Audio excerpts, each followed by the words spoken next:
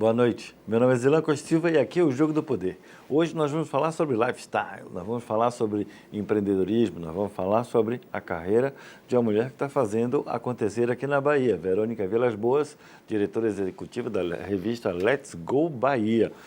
Verônica, seja bem-vinda aqui com a gente. Obrigada, Zilan, boa noite. Vamos falar da revista, obviamente, Sim, mas claro. Antes de a gente falar de revista, vamos falar de Verônica, porque a Verônica resolveu fazer a revista e chegar nesse sucesso que ela é hoje. Né? Então, eu trabalhei 16 anos em banco. Minha conformação profissional foi toda em banco, que eu costumo dizer que é uma escola. Eu tive um diretor que me dizia, Leonel, me dizia sabiamente: Veca, quem trabalha em banco, quem vende banco, vende qualquer coisa. Ele estava certo, né? Porque a gente vende o subjetivo no banco, né? Vende conceito, vende credibilidade, vende reputação. E eu passei 16 anos em banco trabalhando, era gerente regional, cuidava de uma rede de agências na parte de seguros e tal. E quando em 2003 meu marido foi transferido para Curitiba, ele também trabalhava numa seguradora, eu acabei abrindo mão da carreira no banco. E aí fui fazer um monte de outras coisas que eu gostava de fazer. Passei um período em Curitiba, meio assim perdida profissionalmente, e quando nos mudamos para Belo Horizonte, eu entrei no mercado de revistas. Meu marido criava, minha história com revista dá um livro. Meu marido criava cavalos, manga larga, machador. E aí, quando eu ia com ele para os aras em Curitiba, eu ficava entediadíssima, porque eles ficavam lá falando dos avós, pais e tataravós dos cavalos, do andamento, da morfologia, da orelha, e eu ficava perdida. Aí eu fui fazer um curso de fotografia, ele deu uma sugestão: minha mulher, aprenda a fazer foto de cavalo, vai ser legal, você vai interagir mais. E aí eu fui, fiz, comecei a tirar umas fotos, comecei a ficar conhecida com os criadores. E quando a gente se mudou para Curitiba, eu já tinha ali um networking que eu mesma tinha criado, né, nesse métier do manga larga machador. E eu disse: quer saber de uma? Eu vou trabalhar na revista de Yuri. Yuri era um cara que era o maior criador de cavalo que tinha no país. Tinha uma revista chamada Toada. Aí eu peguei meu currículo, levei o currículo para lá, e aí olhou meu currículo assim: não vou botar você como fotógrafa de cavalo de jeito nenhum, lhe enfiar no meio do mato, 15 dias, seu marido vai me matar. Com esse currículo comercial, essa experiência de banco, eu vou lhe botar para vender anúncio na revista. E aí, nessa história de começar a fazer foto de cavalo para não ficar entediada nas visitas aos aras, eu caí em revista. Imagine que coisa inusitada, né? Mas foi sensacional, porque eu reunia várias coisas que eram muito interessantes para aquele trabalho. Foi uma confluência de coisas que levou você a isso. Que me levou a isso. Eu tinha uma veia comercial, porque eu vinha de banco, então tinha toda a experiência no approach com clientes e tudo mais. Tinha networking no meio dos criadores do manga larga machador. Conhecia da raça, entendia ali, né? A essa altura você já estava sabendo? Eu já estava sabidíssima, né? Eu já sabia da orelha, da conformação, da genética, enfim, eu estava mandando ver na conversa. Então, a interlocução com o meu cliente era fluida, porque eu conhecia do negócio deles, né?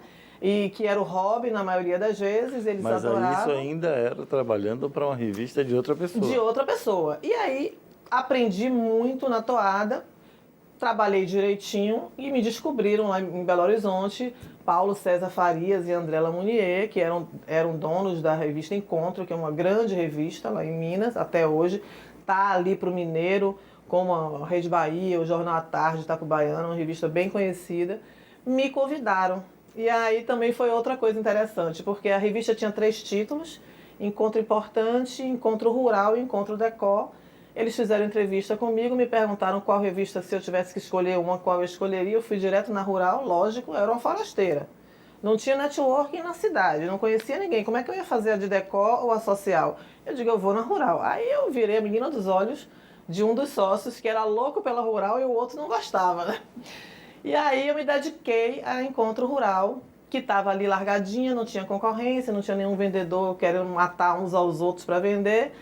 A Encontro Rural, no final das contas, era uma revista que a gente lidava com grandes empresários, porque na maioria das vezes, ou eles eram realmente grandes criadores, gado guzerá, enfim, ou era o hobby do cara. E o cavalo manga larga machador é uma cachaça, né?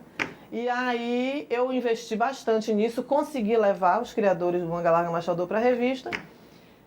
E aí fui nadando de braçada, porque eu acabei virando na editora a única vendedora que vendia os 3 títulos, porque o meu cliente, ele anunciava na Rural o hobby dele, mas era o dono da Sugar, era o dono do Mater Dei, que hoje também, né, anuncia com a gente na revista. Eram grandes empresários que estavam por trás ali daqueles anunciantes da Rural. E aí fiquei com eles todo o tempo que eu morei em Belo Horizonte, eu trabalhei com eles. Quando a gente teve a oportunidade de voltar para Salvador, eu fui pedir demissão, arrasada. Eu digo, ai meu Deus, lá vou eu embora, começar tudo de novo. E aí eles não me deixaram pedir demissão, vir embora. Eles me deram a diretoria da revista Encontro, na Bahia, e resolveram fazer acontecer um sonho antigo que eles tinham, que era fazer Encontro Bahia. Eu vim, na época foi quando o Jacques Wagner foi eleito, a gente fez uma edição, o Jacques Wagner estava na capa. Fizemos uma edição maravilhosa, foi o maior sucesso, deu tudo certo. No meio do caminho, os sócios lá brigaram, desfizeram a sociedade, o projeto parou, a revista saiu, mas não teve continuidade.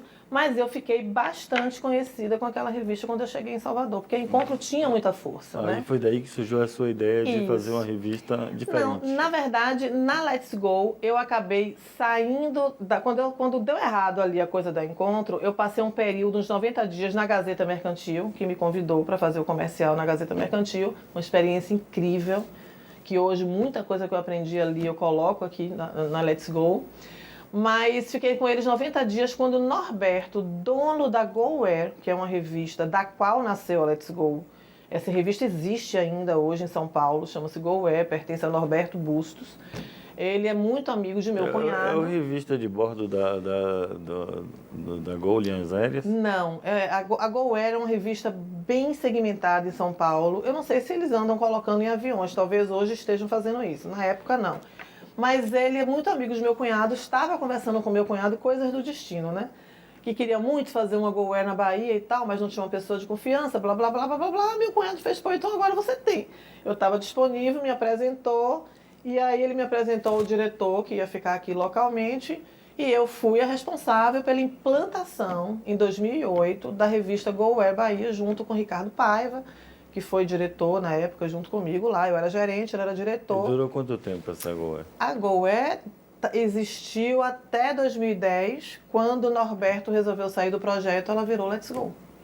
Então, na realidade, nunca acabou. Ela nunca acabou, é uma continuidade. Mas é seu projeto agora, só seu? Agora é um projeto que está só comigo. Eu voltei para porque eu fiquei na GoWare de 2000 pode. Eu fiquei na GoWare de 2008 a 2009, né? Cuidei da implantação, fiz a entrevista dos vendedores, treinei, formatação de tabela de preço, mail de distribuição, porque a revista eu brinco que a revista tem uma Hollywood, né? Que é uma delícia, essa coisa de eventos, da parte social, mas ela tem um tronco, uma transpiração que é pesada, porque esse fronte comercial, a coisa do mailing, é muito puxado, né? Então eu fazia muito isso, a gente tinha na época 15 vendedores, um escritório que ficava ali em cima do Yacht Clube da Bahia, na Ladeira da Barra. A revista chegou, na época, foi um sucesso estrondoso, porque o baiano, ele queria uma revista para chamar de sua. Agora, você acha que revista mesmo, em formato ainda de revista, como a gente tinha, analógica, vamos chamar assim, e não a revista digital? Olha, ou você tem os dois? A gente tem ela digitalizada no site. Todo mundo me pergunta muito isso, né? Verônica, mas e aí, revista impressa? Quando a pandemia chegou, a primeira coisa que eu fiz, que eu pensei, né? Eu digo, agora eu vou digitalizar a revista, né? Sair do papel e vou digitalizar a revista. Aí eu peguei o pessoal da empresa Júnior, a gente fez uma pesquisa de mercado. O leitor da Let's Go, ele não abre mão da versão impressa. A verdade é que toda a força dessa marca, ela está presa a esse papel. Então, tudo o que acontece na Let's Go acontece com a revista, pela revista, através da revista, por causa da revista. Agora é uma revista de força, agora é uma revista de conteúdo, né? Isso, essa foi a grande mudança. Quando eu trabalhei... Não é uma revista de fofoca de empresário. Não, de jeito nenhum. Isso é importante se dizer. Não, de jeito nenhum. Quando eu trabalhei na revista, lá atrás, quando ela era GoWare, ela era uma revista lifestyle como qualquer outra. no DNA de uma revista lifestyle. O que é uma revista lifestyle?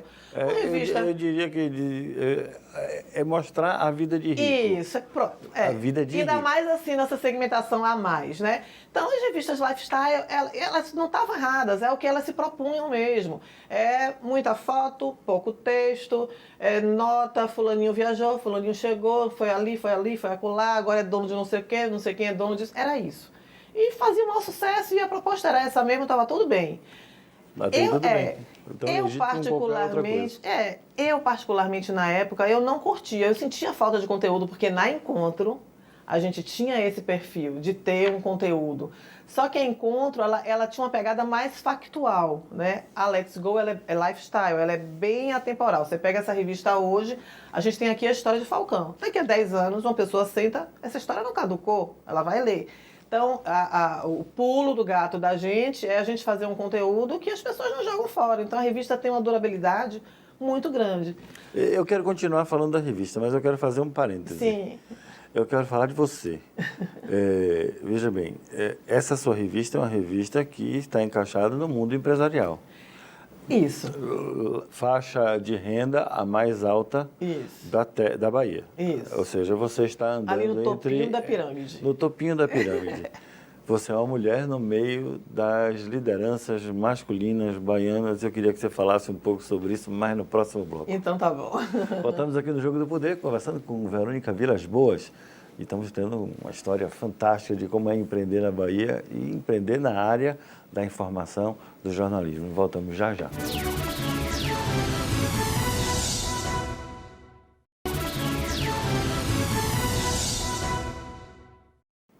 Estamos de volta aqui no Jogo do Poder, conversando essa noite com Verônica Vilas Boas, falando sobre a revista Let's Go Bahia. Verônica, no bloco passado ficou a grande pergunta, né? Mulher empreendendo no mundo masculino, empoderamento feminino. Me conte dessa história, dessa parte da sua vida. Olha, eu comecei a nossa entrevista falando da minha história, né? Fui forjada no ambiente de banco, né? Então, depois de cavalos. E depois de cavalos. Eu acredito muito nessa coisa do destino, da sincronicidade. Meu destino sempre foi estar nesse universo masculino. Eu gosto da lógica masculina, adoro. Sou mulher, amo ser mulher, mas vamos combinar que a lógica masculina é muito melhor, né? É mais simples. A caixa de cores dos homens tem 12 cores, a nossa tem 72, a gente é mais complicada.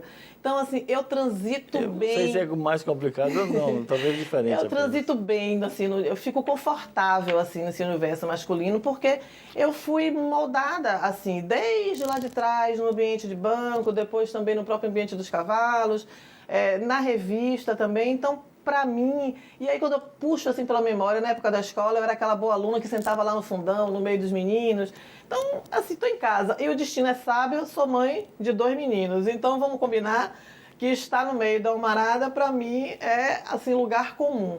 A coisa do poder, eu acho interessante, eu acho que é atraente para a revista, sob o ponto de vista editorial, né? Acho que as pessoas têm esta curiosidade, assim, quem é o cara por trás do grupo business? Quem é a mulher por trás da empresa XPTO? Quem é o cara por trás da empresa XYZ? Então as pessoas têm um pouco essa curiosidade. Eu acho que isso traz um conteúdo interessante. Eu não sei se é só curiosidade, eu acho isso de extrema importância. Sim, porque traz aprendizado, né, também. Não só isso, mas essas pessoas são líderes da empresa. Sim. E essas empresas têm um impacto social, queiram eles ou não, importante. Exatamente. E todas acabam tendo uma função social, exatamente. Né? E você sabe que quando eu voltei para a revista, em 2017, eu voltei com o objetivo de transformar a revista nessa revista de conteúdo. A Let's Go é uma revista que é feita e pensada para que ela chegue na casa das pessoas e você leia sem pressa. Ela leva 60 e lá vai alguns dias sendo feita, e a ideia é que ela chegue na sua casa... Ela é bimestral, né? Ela é bimestral. E a ideia é que ela chegue na sua casa e você abra no final de semana numa página e leia, daqui a pouco no outro final de semana você lê um artigo, você vai lendo lentamente, quando você termina, chegou a outra.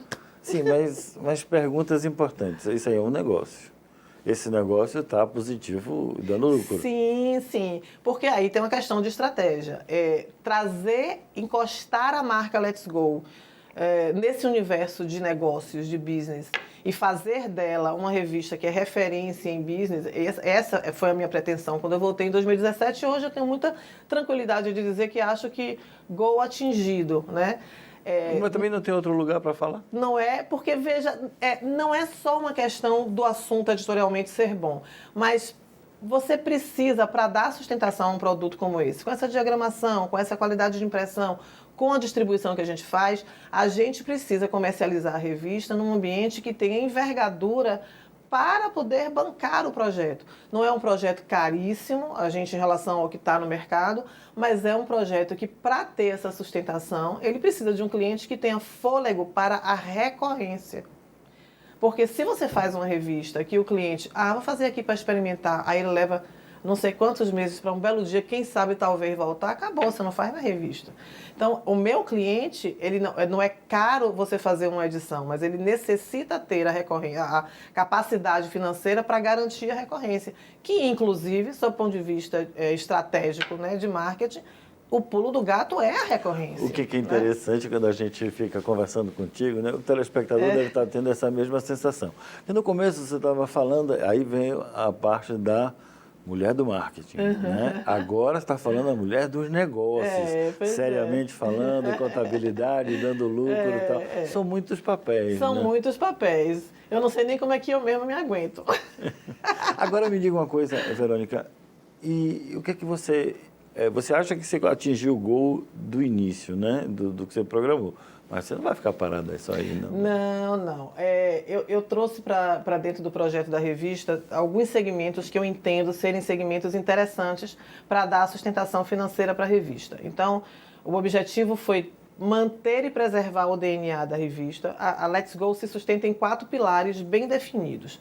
A gente não entra em polêmica, não faz fofoca, só dá notícia boa e não tem lateralidade política. Não somos apolíticos, mas somos apartidários. Peraí, vamos examinar cada um desses Vamos pilares. examinar, ai aí, meu Deus, raio-x, gente, me lasquei. O primeiro é... A gente só dá notícia boa. Mas as notícias que não são tão boas também precisam ser veiculadas, né? Precisam. A realidade precisa Vou te ser dar um conhecida. exemplo. Tudo é a questão do recorte. Tudo é a fotografia que você tira. Por exemplo, Verônica, como foi na pandemia? Você parou de fazer revista, só tinha notícia ruim, não é isso? Não. Não, teve várias notícias Teve boas. várias notícias boas. A gente fez uma edição toda focada e inspirada na pandemia. E o que é que eu resolvi fazer? Ao invés de eu ficar contando contaminados ou contando mortos, isso eu deixei para o jornal do dia a dia.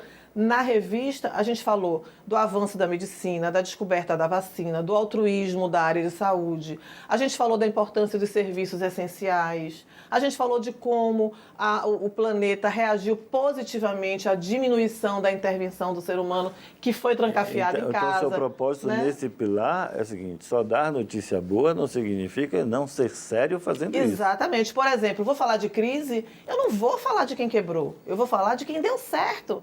E vou mostrar que é possível dar certo. Percebe? Ou se fizer uma matéria sobre a quebradeira, você fala como sair da quebradeira. Exatamente. Sempre entendeu? pelo ângulo positivo. Exatamente. É o copo meio cheio, é outro recorte. Então, essa é a questão do recorte positivo. Não fazer fofoca e não entrar em polêmica, porque são duas coisas que não combinam. Fofoca tudo bem, não vou nem lhe perguntar, porque você está certo. Porque fofoca é fofoca e não leva ninguém Não vai levar a nenhum. lugar nenhum, né? Agora, polêmicas são importantes. Existem discussões polêmicas, por exemplo, a importância da ferrovia para os empresários da Bahia. Sim, mas com o recorte que a gente procura dar, a gente procura sempre estar... Veja, a gente não entra na seara do juízo de valores. A gente traz a informação. E você vai observar, por exemplo, na revista, invariavelmente, todas as pautas que a gente trabalha, a gente invariavelmente faz questão de ter 3, 4 fontes, de ter fontes concorrentes, convergentes, diferentes, porque qual é a ideia? Não é trazer um juízo de valores, mas eu tenho uma amiga que ela diz assim... É como a gente faz aqui, a gente apresenta você falando. Isso. Quem faz o julgamento final é o telespectador. Exatamente. Eu tenho uma amiga que ela diz assim, Monique Melo, muito sabiamente, ela fala, Veca, a revista parece que a gente está na casa de um grande amigo, que ofereceu a gente, depois do almoço... Monique já esteve aqui com a gente. Monique, uma querida, pronto, ela tem uma definição que eu amo para a revista. Ela fala que a revista é aquela fatia do bolo mais repleta de calda de chocolate e morango que você oferece para uma visita que vai na sua casa. E aí é uma fatia tão gostosa, tão bonita, tão recheada, com morangos tão lindos, que no final, depois que você come, você pergunta ao anfitrião: onde eu compro esse bolo? Então, essa é a ideia da revista. A gente traz um recorte tão legal que o objetivo é inquietar quem está lendo a ponto dele querer saber mais. Mas o foco, não falamos ainda do último e quarto pilar, mas vamos lá. Mas o seu foco na classe mais elevada do extrato social baiano não cria um universo pequeno para a sua expansão? Sob que ponto de vista? De conteúdo, financeiro? Como negócio. Não, porque na verdade, veja, eu tenho um fator de segmentação. É só um, socioeconômico. Eu atiro ali no topo da pirâmide. Porém, sob o ponto de vista de conteúdo, eu giro meu termômetro em 360 graus. Então, eu tenho interesse de falar, por exemplo, vou dar Falcão como exemplo que está aqui na capa. Eu tenho interesse de falar com Falcão, mas eu quero falar com o pai de Falcão, eu também quero falar com os filhos de Falcão. Então, você tem um universo, sob o ponto de vista de conteúdo, muito vasto. Porque, entenda, nesta classe social, por exemplo, os jovens não são só jovens. Eles são, acima de tudo, sucessores. Esses jovens que estão nesse topo da pirâmide, eles começam a trabalhar muito cedo. Eles assumem os negócios de seus avós, seus tios, seus pais, seus irmãos, enfim, muito cedo. Então, é tanto que quando eu voltei para a revista, eu coloquei tecnologia, eu tinha lá a sessão pipoca para o cinema, eu botei a De Olho nas Telas, que é a sessão streaming, porque essa turminha está o tempo inteiro com a carinha vidrada ali, né? No celular, no iPad. Let's Go não é só o empresário de hoje, mas é o do empresário de amanhã. O de lá de trás e também o de amanhã. Então, sob o ponto de vista de conteúdo, tem muito assunto. E aí, quando você dilata a questão do conteúdo e, naturalmente, quase que na mesma proporção, você traz fortemente também as oportunidades de negócio. Qual foi o último pilar que faltou? A gente não é apolítico, mas faz questão de ser apartidário. Então, não temos Então, vamos falar sobre essa questão, que é também importante. Sim. Nesse programa é muito importante, porque aqui a gente fala de política, a gente entende que política é a interação que as pessoas fazem na vida. A gente não trata política como política de partido, mas é discussão de ideias. Política é importante aqui nesse programa e vamos falar um pouquinho de política no sentido empresarial que você desenvolve no próximo bloco, tá certo? Voltamos aqui com Verônica Vilas Boas falando sobre a Let's Go Bahia. Até já.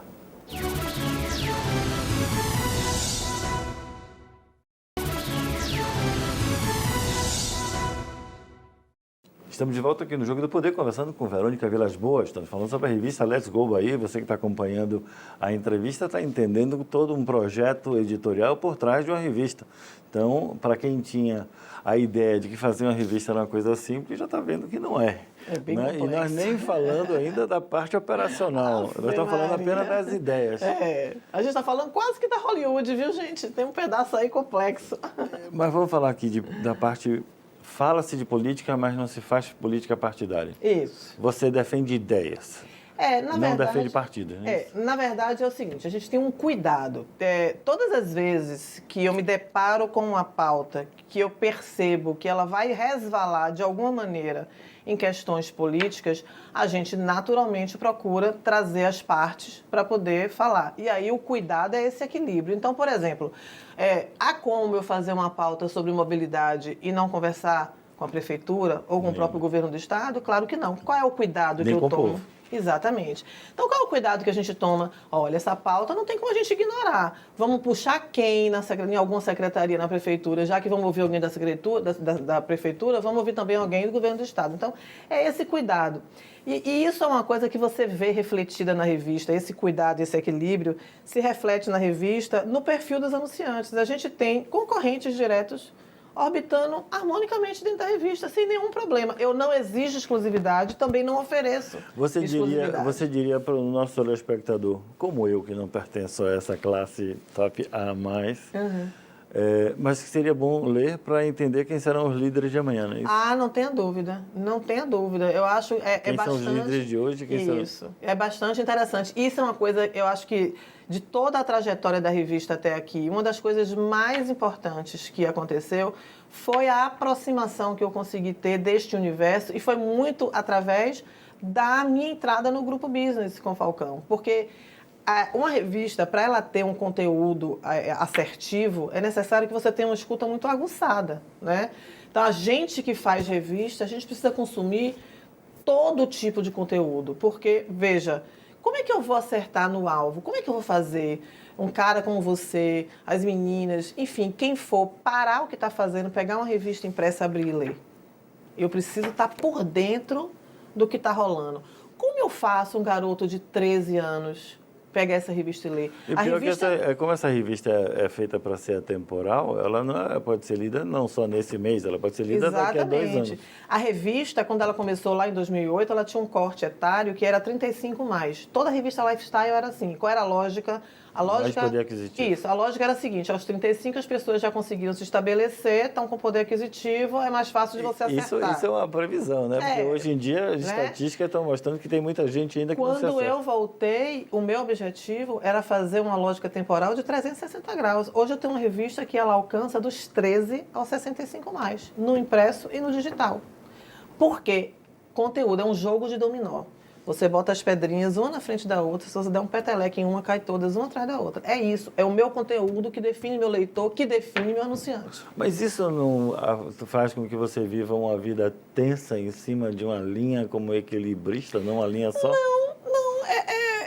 Olha, todo mundo me pergunta isso, assim, a parte editorial é a parte mais confortável da revista. A parte dura é a parte comercial, que essa sim é uma parte que requer muita transpiração. Mas conteúdo não falta. Conteúdo é o que a gente mais tem. E aí, quando você está tão inserida nesse universo da revista, que você entende esse lugar, essa posição que foi escolhida para a revista, simbioticamente, flui tão natural quanto a gente respira. É complicado respirar? Não, nasci respirando. Sabe, assim, é uma coisa que você já faz automaticamente. É a mesma coisa. Para mim, é muito tranquilo trabalhar com a revista nessa linha que eu escolhi para ela. Para quem não conhece, o telespectador que não está conhecendo essa revista pode lhe parecer desconhecida, né? Mas dentro do segmento que ela foi, para quem ela foi desenvolvida e desenhada, ela é um enorme, devastador sucesso, né? Ela graças a Deus, e há muito trabalho, com certeza, ela hoje é uma revista bastante reconhecida, assim, todos os objetivos que eu queria alcançar com ela, sob o ponto de vista de posicionamento. Eu digo sempre, quando eu estou trabalhando... Mas eu vou lhe fazer aquela pergunta, você quer aumentar a tiragem sempre? Lógico, gente, claro, anunciantes, por favor, me ajudem. Com certeza, né? A ideia da revista, sempre que eu estou com um anunciante, eu digo, olha, a gente não é varejo. Não existe uma mídia mágica que você bote seu dinheiro lá e exploda de vender, de ligações, não sei o quê. Claro, acontece de você ter... né? Existem coisas que não são feitas para todos. Isso. O que a gente nosso vende? programa também não é feito para todos, né? A gente não é varejo, a gente vende... Para uma audiência específica. A gente vende credibilidade, reputação e posicionamento. É extremamente subjetivo o que eu ofereço para o meu anunciante. Qual é a expectativa do cara que anuncia aqui? Ele tem que ter a percepção, o sentimento de que foi bom estrategicamente estar na revista, reverberou positivamente para a marca, valorizou a marca, valorizou ele, a presença dele na revista. Tem que ser bom. Acho que a prova maior que a gente tem de que tem sido bom, eu tenho colunistas e articulistas que estão conosco desde 2017. Quando você quiser saber se um veículo é bom, olhe a recorrência. Se você vê que aquele veículo fidelizou, ele está entregando. Desde muito tempo atrás, eu acredito que o homem na vida precisa ouvir 3 sons para que ele seja uma pessoa realizada. 3 sons apenas. Eu estou curiosa agora com isso, adoro essas coisas. Pois é. Obviamente, o primeiro som que precisa ser ouvido é o tilintar das moedas. Alcançar uma estabilidade econômica, pagar suas contas, como todo mundo deve ser nesse mundo. O segundo, obviamente, é ouvir o suspiro da mulher amada, porque conhecer o amor vai trazer a felicidade para o homem. Uma coisa não existe sem a outra, então é importante isso também. E, por fim, o último e derradeiro som é o aplauso das multidões, que, na realidade, é o reconhecimento da sociedade pelo seu trabalho feito. Você acha que os seus entrevistados estão muito interessados nessa fase, mas a sua resposta é no próximo bloco, viu? Meu Deus, voltamos que pergunta aqui. Difícil. Voltamos aqui no Jogo do Poder, depois dessas mensagens comerciais e rapidinho, até já.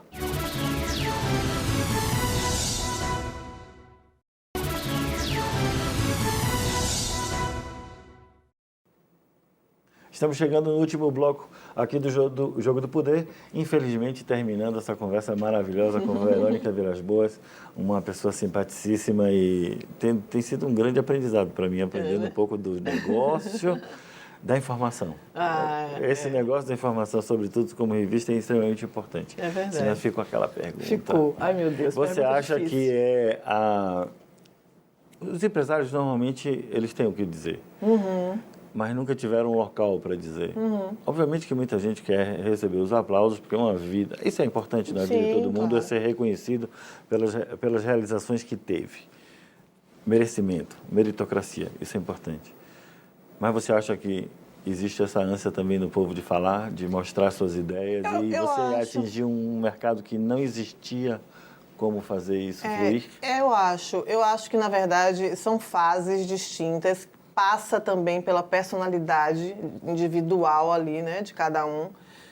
Mas eu acho, por exemplo, nesse ambiente que a revista transita, a gente está falando de uma revista que transita nos grandes empresários, né, entre os grandes empresários e empresárias do nosso estado, que seguram ali o PIB desse nosso estado na mão, também nessa alta sociedade, enfim. Teoricamente, estamos falando de pessoas que a gente imagina que já chegaram aonde gostariam, onde queriam. Então, assim, quando você chega aonde você quer, se a gente for falar sob o ponto de vista de estabilidade financeira, consolidação de negócios... Os 3 sons que eu falei. Isso, né? Que você falou, o que mais resta? A satisfação pessoal, né? A coisa do reconhecimento e do sucesso. Então, é muito comum que essas pessoas queiram, se sintam bem com isso. Claro, qual é o sentimento que você tem de se ver numa revista, de ser convidado para dar uma entrevista? Eu vou falar por mim. Fui chamada para vir para o Jogo do Poder dar uma entrevista. Eu me senti super lisonjeada. Então, a sensação que você sente, que você tem, é de reconhecimento, né? Então, acho que isso é muito comum. Mas eu gosto de conversar. E conversar com você está sendo uma delícia. Então, e é esperado. Isso né? É muito mais para mim do que para você, viu?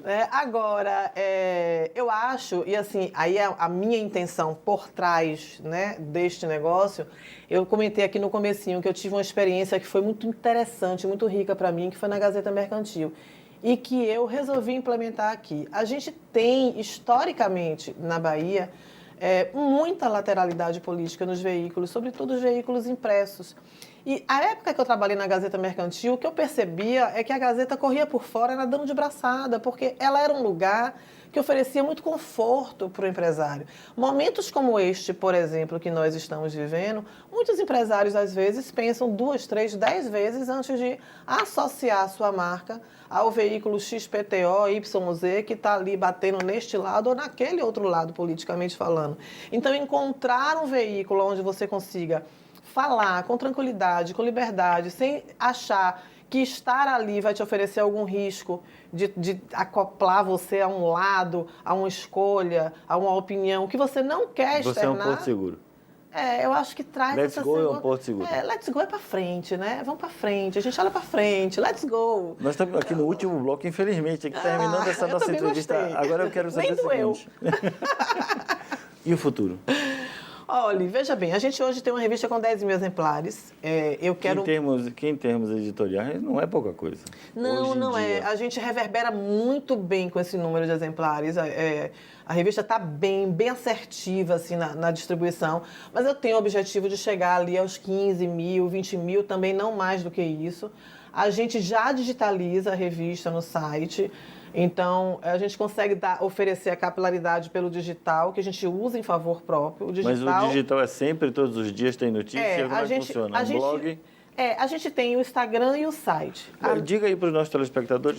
www.letsgobahia.com.br é o nosso site e @letsgo.bahia é o nosso Instagram. O que é que eu faço? Aqui é atemporal.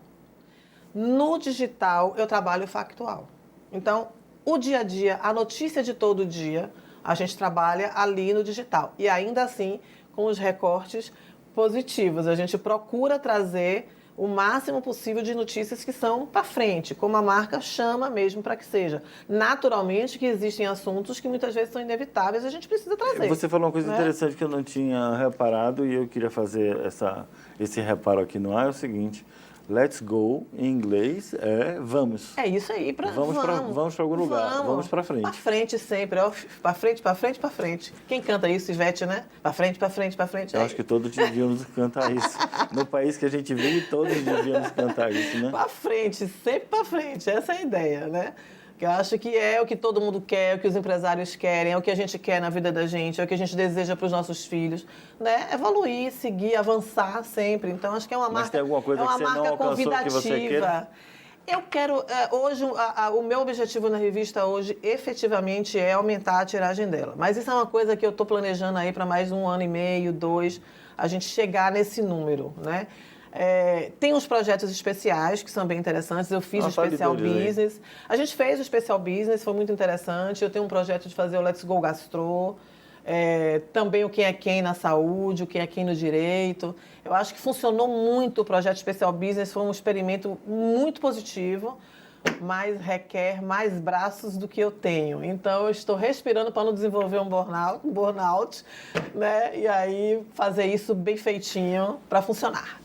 Eu queria agora falar, fechando agora, já chegando ao final do programa, eu queria mudar para a questão pessoal. Sim. Casada, filhos homens, casada, esse empreendimento todo andando. Como é que você consegue, na vida de equilibrista, equilibrar tempo de pessoal, tempo de trabalho e quanto isso influencia na relação com seu marido e com seus filhos?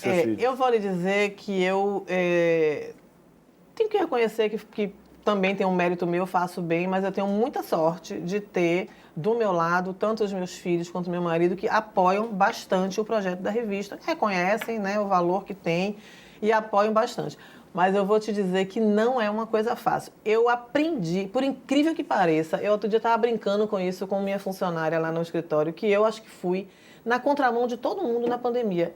Foi na pandemia que eu consegui me disciplinar a trabalhar menos, a interromper um pouco mais a invasão dessa linha tênue que é você separar o seu horário de lazer, o seu horário de trabalho. E foi positivo? Foi muito positivo. Eu aprendi a desligar o telefone no final de semana, não ficar neurótico olhando o Zap, sabe? Mas você não teve medo de ser cancelado? Porque as pessoas têm medo de perder o emprego e de ser cancelado. Não tenho medo disso. Se não estiverem acessíveis. Não, veja bem, a gente tem que ter ali um bom senso. Claro que tem coisas que você sabe que você não tem como não responder.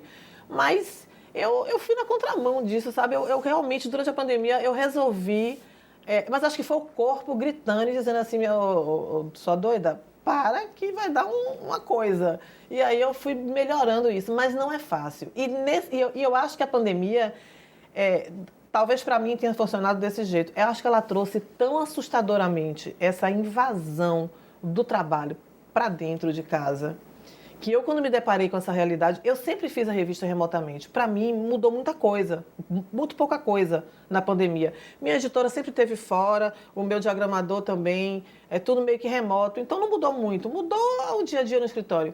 Mas quando eu vi a coisa da pandemia trazendo aquela onda enorme para dentro de casa, né, a coisa do home office, não sei o que, eu digo, não, agora, se eu deixar isso acontecer agora, agora é meu fim. Eu preciso agora que eu vou ter que aprender a gerenciar isso. E foi muito bom. Então, Nelson Mandela que está certo, né? Na vida a gente nunca perde, a gente sempre aprende. E eu acho que a pandemia veio, trouxe tantos aprendizados para todo mundo e eu melhorei demais exatamente a gestão dessa pergunta que você me fez, porque eu estava caminhando para uma direção que eu ia ficar complicada. No último minuto do nosso programa, o nosso telespectador, muitos deles estão ainda num momento extremamente difícil, alguns ainda lutando pelo emprego, alguns sofrendo porque familiares não têm emprego e alguns vendo que a fome aumentou. Qual é a mensagem que você manda para todos os nossos telespectadores? Eu tenho uma mensagem que eu amo, vou falar olhando para a câmera. Será que eu vou me dar bem com ela? Eu não sou péssima disso, viu, gente? Qual que eu olho, meu senhor? Estou lhe olhando agora. Eu vou olhar para ele, que aí faz de conta que eu estou olhando para a câmera, viu? Na verdade, eu tenho uma frase que eu amo, que está inclusive no meu perfil do meu Zap, que é de Paulo Lemann, que diz o seguinte: sonhar grande e sonhar pequeno dá o mesmo trabalho. Então, sonhe grande, né? O não a gente já tem. A gente, quando nasce, se um bebê, quando nascesse falando, e o médico perguntasse assim para ele: Vai ser rico? Qual a resposta? Não sei. Vai ser pobre? Qual a resposta? Não sei. Vai ser feliz? Qual a resposta? Não sei. Vai morrer? Provavelmente ele saberia que iria morrer, né? Que é a única certeza que a gente tem. Então a gente já nasce sabendo que vai morrer. Acorda todo dia já tendo o não. Então, sonhar grande, sonhar pequeno, dá o mesmo trabalho. Sonhe grande, corra atrás do sim, tá certo? Porque é possível. Cada maluco com sua loucura. Eu saí da minha vida lá, ó, para fazer essa loucura que é fazer uma revista e deu super certo, né? Eu tô aqui super feliz. Então, se você tá aí parado, com medo de apostar na sua ideia, levante, sacode a poeira e ó, aposte. Porque é melhor você saber o que é que deu do que o que não deu. Não é isso? Vou fechar com isso aqui. Muito obrigado pela sua presença aqui. Um beijo e boa sorte para todo mundo. Confirmando a frase dela. Mire nas estrelas. Se errar, pelo menos na lua a gente chega. É isso aí. Voltamos na próxima semana com mais um assunto de seu interesse. Muito obrigado pela sua audiência e até lá.